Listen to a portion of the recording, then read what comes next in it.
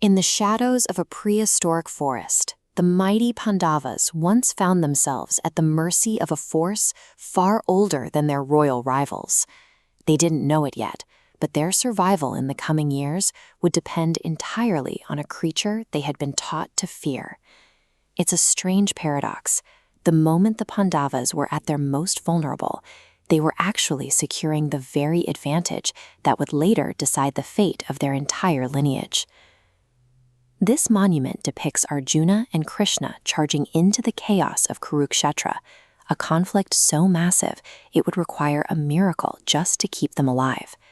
To find the source of that miracle, we must look past the arrows and the armor and trace the timeline back to a pitch-black forest years before the first trumpet sounded. The Pandavas are currently exhausted fugitives. They have just narrowly escaped the Lakshagriha, a palace built of wax, designed to be their funeral pyre. This river valley shows the isolation they faced. Overnight, they fell from protected princes to exposed prey in a wilderness that doesn't recognize royal titles. The physical toll is absolute. While the rest of the family collapses into a traumatized sleep, only the powerful Bhima remains awake to stand guard in the dark. This total loss of privilege leaves them susceptible to forces that exist entirely outside the rules of human society. This territory belongs to the Rakshasas. Their king, Hidimba, is the ecosystem's apex predator, and he has just got the scent of human flesh.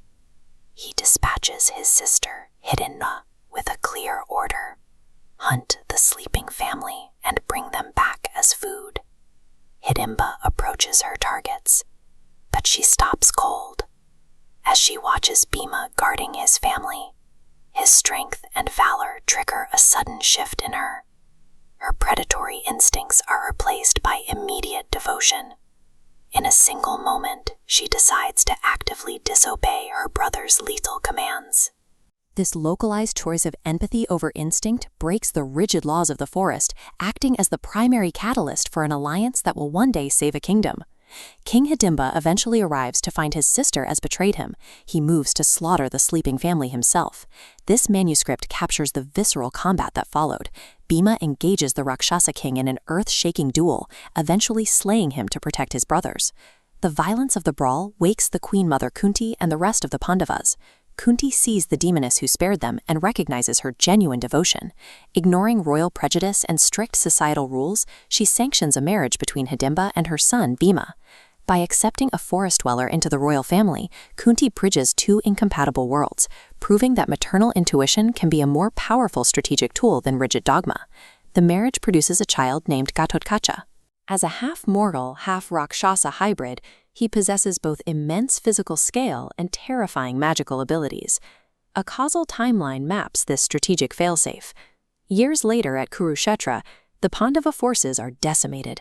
Ghatotkacha enters the fray when needed most, willingly sacrificing his life to absorb a divine weapon intended for Arjuna, saving their greatest warrior.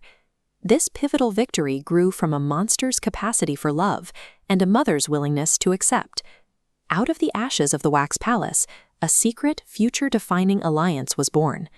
But back in the present, the Pandavas are still fugitives on the run. Disguised and moving through shadows, the family sets their course for the city of Ekachakra.